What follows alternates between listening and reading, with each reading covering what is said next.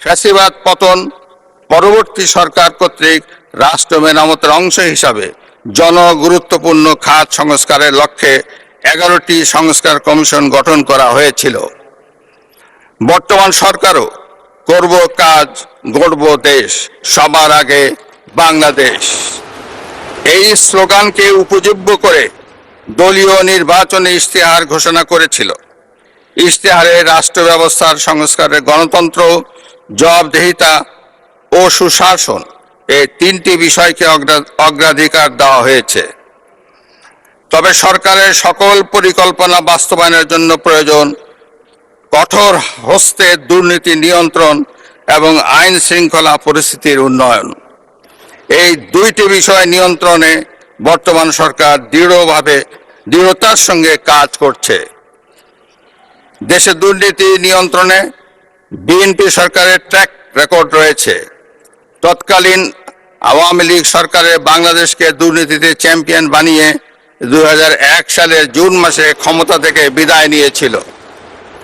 2001 সালের অক্টোবর মাসে পূর্ববর্তী সরকারে রেখে যাওয়া দুর্নীতিতে চ্যাম্পিয়ন বাংলাদেশের দায়িত্ব নিয়ে বেগম খালেদা জিয়ার নেতৃত্বাধীন সরকার দুর্নীতি দমনে কঠোর পদক্ষেপ গ্রহণ করে।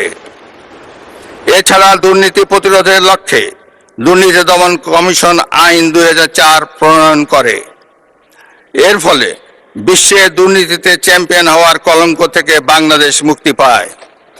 2006 সালের অক্টোবর মাসে বিএনপি যখন রাষ্ট্র ক্ষমতা থেকে বিদায় নেয়, তার অনেক আগেই বিশ্বে দুর্নীতিতে চ্যাম্পিয়নের কলঙ্ক থেকে মুক্ত হয়ে বাংলাদেশ এশিয়ার ইমার্জিং টাইগার হিসাবে স্বীকৃতি পায়। এবারও দুর্নীতি দমন এবং আইন শৃঙ্খলা নিয়ন্ত্রণই হবে বর্তমান সরকারের প্রথম এবং প্রধান অগ্রাধিকার। মহান মুক্তিযুদ্ধের লাখো শহীদ এবং বীর মুক্তিযোদ্ধাদের শ্রদ্ধার সঙ্গে স্মরণ করছি। একই সাথে স্মরণ করছি বীরাঙ্গনা মা বোনদের এবং আমাদের সকল শহীদদের যারা বিভিন্ন গণতান্ত্রিক আন্দোলনে শহীদ হয়েছেন। স্বাধীনতার ঘোষক শহীদ রাষ্ট্রপতি জিয়াউর রহমান বীরুত্তম স্বাধীনতা এবং মুক্তিযুদ্ধের ইতিহাসের সকল নেতার অবদানকেও আমি শ্রদ্ধার সঙ্গে স্মরণ করছি। বাংলাদেশের 3 বারের নির্বাচিত সাবেক প্রধানমন্ত্রী ও বিএনপির সাবেক চেয়ারপারসন দেশনেত্রী বেগম খালেদা জিয়ার অবদানকে শ্রদ্ধার সঙ্গে স্মরণ করছি, যিনি দেশে সংসদীয় গণতন্ত্র প্রতিষ্ঠা করেছেন। গণতন্ত্র প্রতিষ্ঠার লড়াইয়ে প্রতিবার সামনের কাতারে থেকে আপোষহীন নেতৃত্ব দিয়েছেন। বাংলাদেশের গণতন্ত্রের ইতিহাসে 2024 সালের জুলাই আগস্ট মাসে ছাত্র জনতার গণ অভ্যুত্থান একটি গুরুত্বপূর্ণ ঘটনা। কোটা সংস্কার আন্দোলন থেকে এক পর্যায়ে এটি ফ্যাসিবাদ বিরোধী আন্দোলনের রূপ নেয়। দেশের ছাত্র জনতা, কৃষক, শ্রমিক, শিক্ষক, সাংবাদিক, বুদ্ধিজীবী, প্রবাসী তথা সকল শ্রেণী পেশার মানুষ গণতন্ত্রের পক্ষে রাজনৈতিক দলসহ সকলের সম্মিলিত আন্দোলনের ফলে 2024 সালের 5ই আগস্ট তৎকালীন ফ্যাসিস্ট সরকারের পতন ঘটে। হাজারো শহীদের রক্তের উপর দিয়ে তাবেদার ও ফ্যাসিবাদ মুক্ত নতুন গণতান্ত্রিক বাংলাদেশের সূচনা হয়।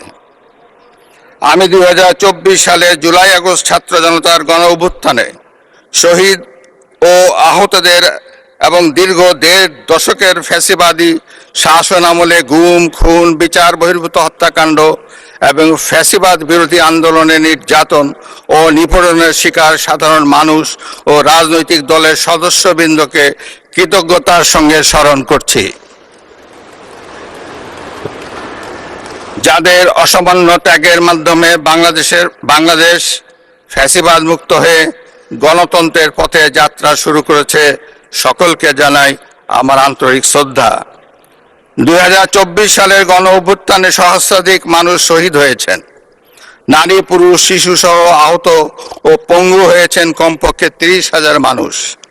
5 শতাধিক মানুষ চোখ হারিয়ে অন্ধত্ব বরণ করেছেন।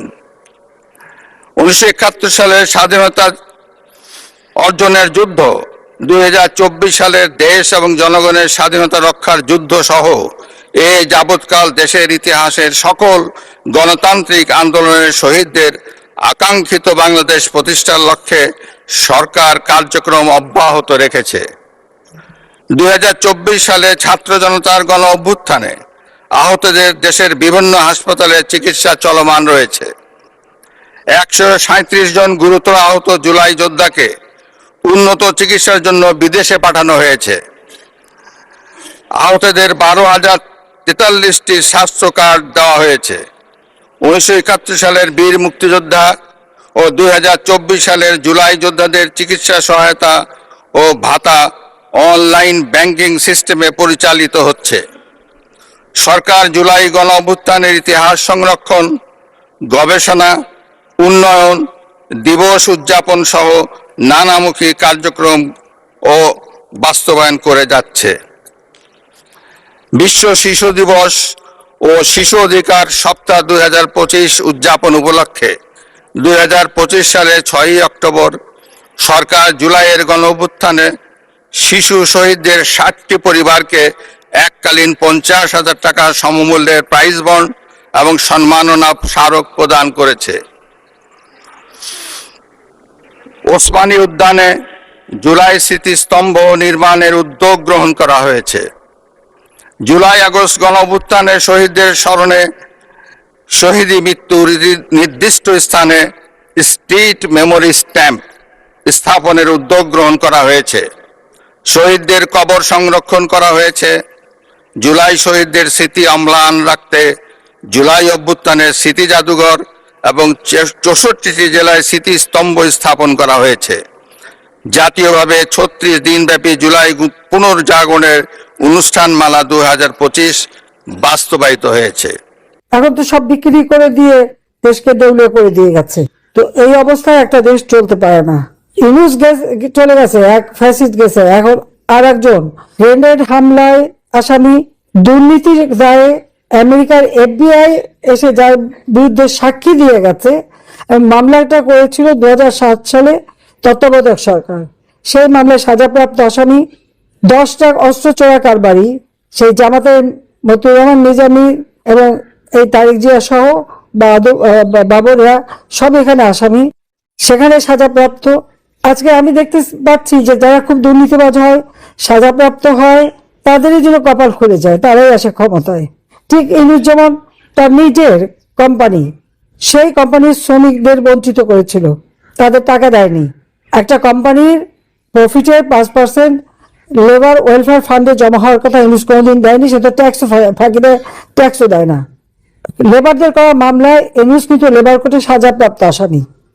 বাংলাদেশটা কি সাজাপ্রাপ্ত আসামিদের জন্যই ক্ষমতার মসনদ? তো এরা ক্ষমতায় থাকলে দেশের মানুষকে দেবেটা কি?